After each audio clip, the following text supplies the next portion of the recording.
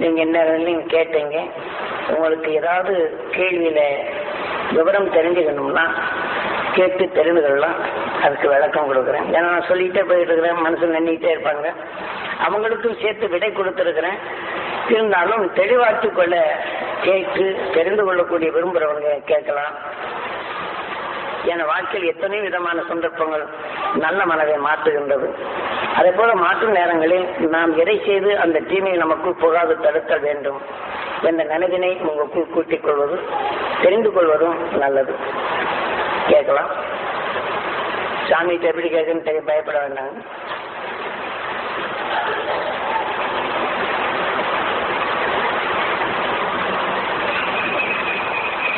கேளுங்க. என்ன ரெண்டு கேட்கணும் மனசுல இருப்பாங்க. 4 பேர் மத்தியில் எப்படி கேட்கறதுன்னு அது வேற இருக்கும்.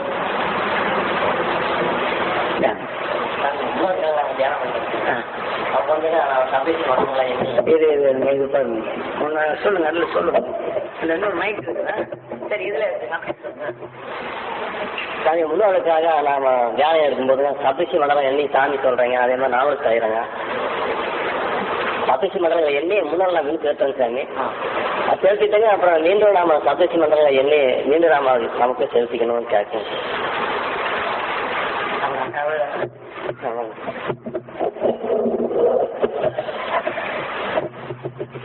அதாவது துருவ நட்சத்திரம் ஆன பின் 6வது அறிவு 7வது நிலை ஆனது. அதன் உணர்வை நாம் எடுத்தோம் என்றால் 6வது அறிவில் வரக்கூடிய தீமைகளை நீக்கி அந்த உணர்வினை நாம பெறக்கூடிய நிலையும் போது 6வது அறிவு 7வது நிலை பிறந்து சப்தரிஷி மண்டலம். இப்ப நம்ம 3வது இருந்ததோ அந்த நோயெல்லாம் இங்க வரும். இதான் நிச்சயமே மரபு வழி வருதுன்னு சொல்றது. இப்ப அந்த உடல் இருக்குன்னா அந்த ஒவ்வொரு குடும்பத்திலும் பரம்பரை நோயின்னு சொல்லுவாங்க. ரத்த கொதிப்பு இருந்ததுன்னா அவன் குடும்பத்துல ரத்த கொதிப்பு வரும். அதே சமயத்துல இப்போ நாம சக்கரை சத்து இருக்குன்னா அந்த பரம்பரையில சக்கரை சத்து வரும். அவங்க உடல் அவங்க குடும்பத்துல ஆஸ்மா நோய் இருக்குன்னா அந்த பரம்பரையில அந்த ஆஸ்மா நோய் வரும். இதே அவங்க குடும்பத்துல வலிப்பு நோய் இருந்ததுன்னா அந்த வலிப்பு நோய் வரும். அந்த குடும்பத்துல சிலருக்கு வாய் பேசாத நிலை இருந்தா அது வரும். ஆக மொத்தம் அவங்க குடும்பத்துல அந்த மறுபணையில காது கேட்காம இருந்ததுன்னா அடுத்தபடி காது கேட்காது வரும். அவங்க குடும்பத்துல இந்த அதாவது ஊமைகள் யாராவது பிறந்திருந்தா அந்த ஊமையின் தன்மை வரும். ஆனாலும் இது வருவது எப்படி? இப்ப கர்ப்பத்துல தாய் கருவில இருக்கப்படும் 1 to 90 நாளுக்குள்ள ஒரு அழகான பொண்ணா இருக்குது, குழந்தையா இருக்குது. இந்த தாய் அந்த அழகான குழந்தைய பார்த்துட்டு அட ஊமையா இருக்குதே அப்படின்னு ஏங்கன்னா இந்த பூர்வ பங்கியத்துல இது பூர்வம்ங்கிறது. தாய் கருவில இருக்கும்போது ஊமையா இருக்குதுன்னா அதே உணர்வுகள் இந்த குழந்தை ஊமையா பிறக்கச்சு. அப்ப அந்த ஊமையா பிறந்து இறக்கப்படும் போது அவங்க வழியில இந்த மரபணுகள் தொடர்ந்து ஒவ்வொரு குடும்பத்தில் வம்சத்தில் அவங்க மேல யார் பட்டிருந்தாங்களோ அவங்க குடும்பத்தில் வரும்.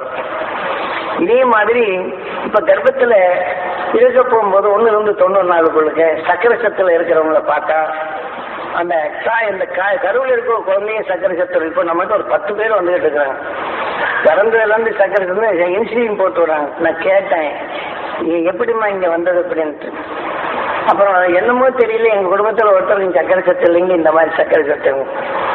உங்க குடும்பத்துல சக்கரை சத்து இப்படி வந்தப்போ நீங்க உங்க பக்கத்து வீட்டுல யாராவது இந்த மாதிரி ஆமாங்க அப்படிங்க. ஒரு கல்ல வந்து ஒரு காலை எடுத்தாங்க. ஒரு காலை எடுத்தோட இந்த மாதிரி நான் இது பண்ணிட்டு இருந்தேனுங்க. அந்த அவருக்கும் நான் சக்கரை சத்து அந்த கருவில் இருக்கும். அப்ப கேட்ட ஒருபாடு இதே மாதிரி பலருடைய நிலைகளும் ஞாபகப்படுத்தும் போது தெரியும். ஒரு சிலர் காக்கா வலிப்பு வந்துடும். வெளிப்படும்போது 90 நாள் இருந்தா இது வந்துடும். ஆனா இந்த உடல்ல இருக்கும்போது இந்த பாசத்துல குடும்பத்துல பரம்பரையில் வரும்போது இந்த மரபணுகள் இங்க போகும்போது அந்த பரம்பரையில யாருக்கோ ஒருத்தர் உண்மையா வந்துடும். சில இதுக்கு வந்து சில குடும்பங்கள்ல பார்த்தோம்னா அந்த சில அதிர்ச்சினால சிலருக்கு ஆக்சிடென்ட் ஆக போகும்போது இடுப்பு கீழே கால் வராது. அந்த கால் வரலைங்கிற போது அதை உற்று பார்த்துருந்த கர்ப்பிணி அதே உணர்வு வரப்போகும்போது அவன் எந்த வயசுல ஆனாலும் அந்த வயசான உடனே இந்த கர்ப்பத்தில் வர்ற குழந்தைகளுக்கெல்லாம் அது வந்துகிட்டு இருக்கு. அப்ப இந்த இடுப்பு கீழே வந்துச்சுன்னா அந்த பரம்பரை நிலைகள்ல இந்த வயசாச்சு அப்படி கொஞ்சம் கொஞ்சமா டைமா நடந்து பள்ளிவிட்டு போயிட்டு இருந்தா இந்த மாதிரி ஆயிப்போச்சுன்னு வரும். இதுகளெல்லாம் நான் உற்று பார்த்த உணர்வுகள் நுகர்ந்த உணர்வுகள் இந்த கருவிலை வேலையும் தன்மை வரும்.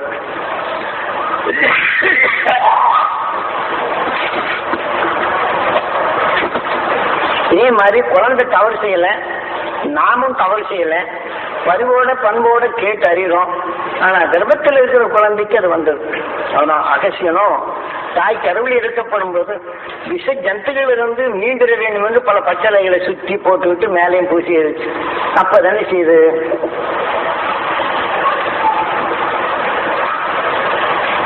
அப்ப என்ன ஆயிப்போகுது அப்படின்னு சொன்னா,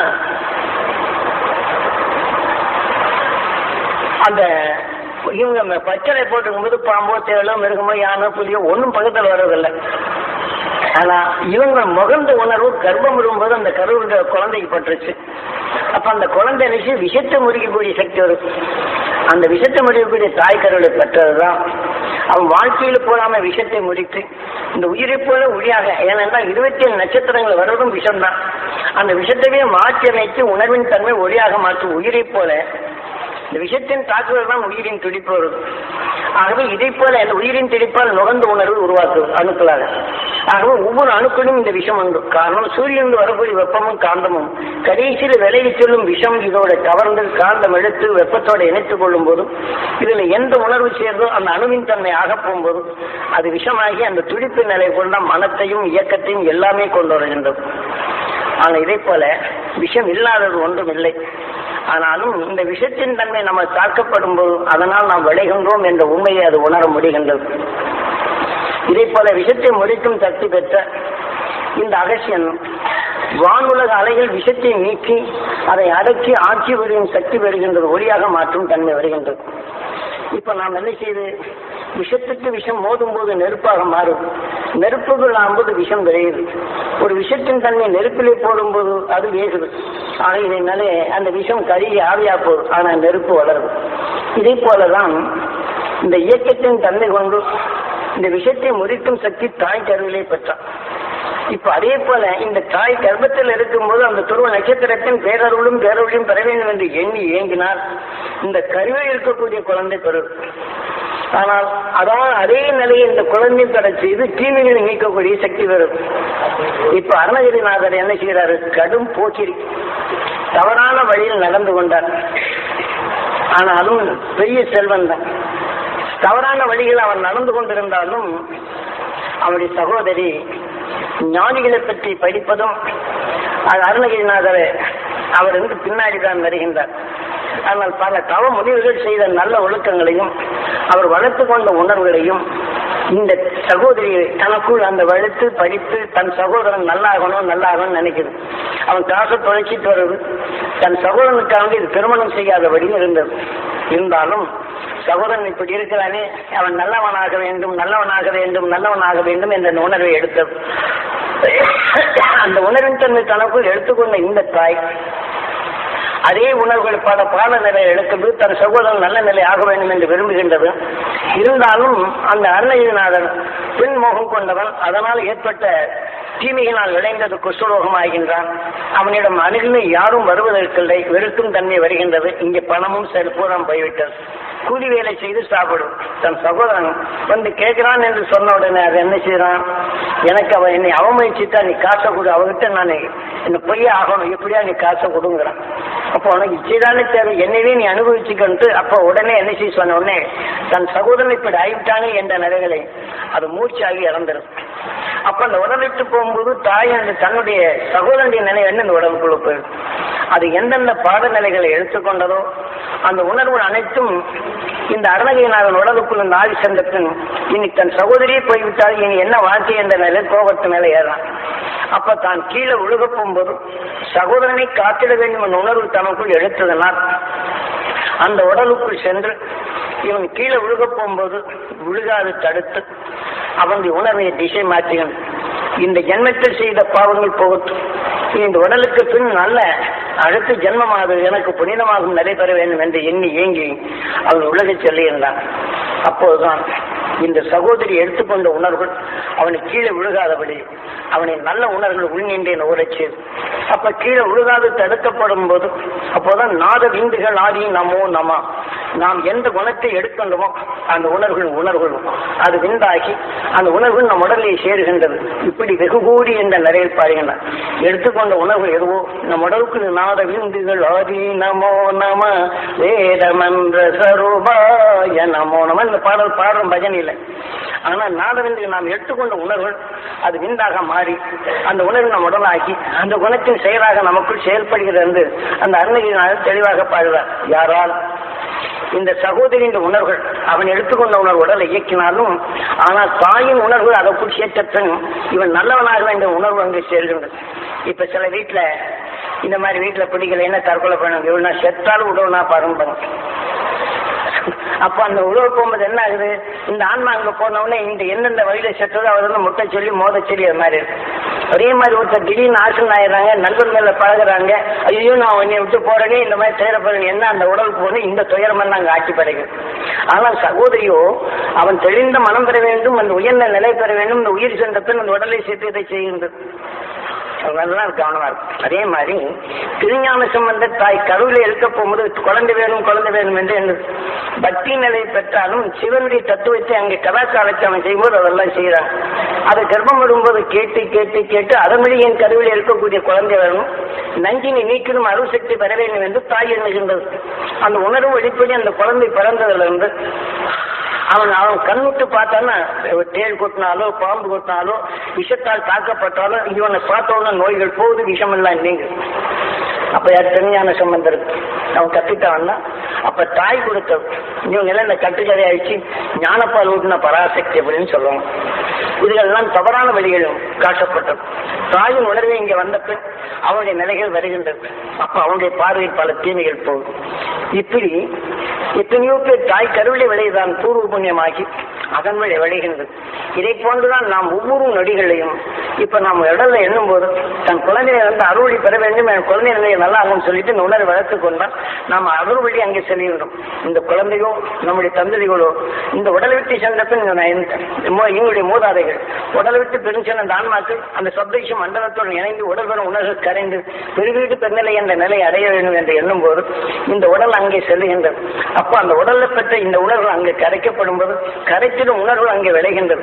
அந்த உணர்வு நாம் நுகரப்படும் போது நாம் பரம்பரை நோய் என்று சொல்லுகின்றமே இங்கே வந்த பின் அந்த உணர்வு நமக்குள் கரைக்க செய்யும் பரம்பரை நோய் என்ற நிலையில் தடைப்படுத்துகின்றது. ஆகவேதான் மூதாதைகளை நாம் இந்த வழியில் உடலை விட்டு கொண்டானா அழுது எடுத்துக்கூடாது. இப்ப அதன் வழி இன்னைக்கு எடுத்துக்கொண்டா வேலாயுதம் பிள்ளை என்ற அவர் நம்ம தியான வழியில் முதல்ல இது எடுத்தவர். நீ சாமியார் கூட போய் நீ இந்த மாதிரி இருக்குன்னு தன் பிள்ளையை எடுத்து விட்டார். அவர் இந்த உணர்வு தெரிந்து கொண்ட பின் இதுக்கே வந்து விட்டார். எல்லாருக்கும் இதை எடுத்து சொல்லக்கூடிய நிலையை வந்துட்டார். கடைசி நிமிஷத்தில் என்ன செய்தார், இவங்க டாக்டர்கிட்ட போகணும்னாலும் கூட அதெல்லாம் வேண்டியில்லை, சாமி கொடுத்த சக்தி இருக்கு, யாரும் டாக்டர்கிட்ட போக முடியல, நான் அந்த டாக்டர்கிட்ட போறேன் அப்படின்னு சொல்லிட்டு கடைசி நிமிடத்திலும் அவர் உடலை விட்டு பிரிந்த அந்த உயிரின் ஆன்மா இந்த ஒளியாக தெரிகின்றதை நான் போகின்றேன் அப்படிதான் எப்படி சொல்லி அப்படிதான் சொல்லிடுறான்.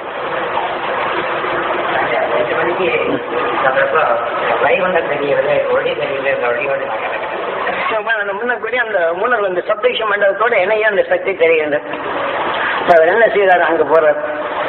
இப்ப இவங்க எல்லாம் வரும்போது அவரை எண்ணும் போது இவங்க வீட்டுல இருளை நீக்கும் சக்தி பெறணும்.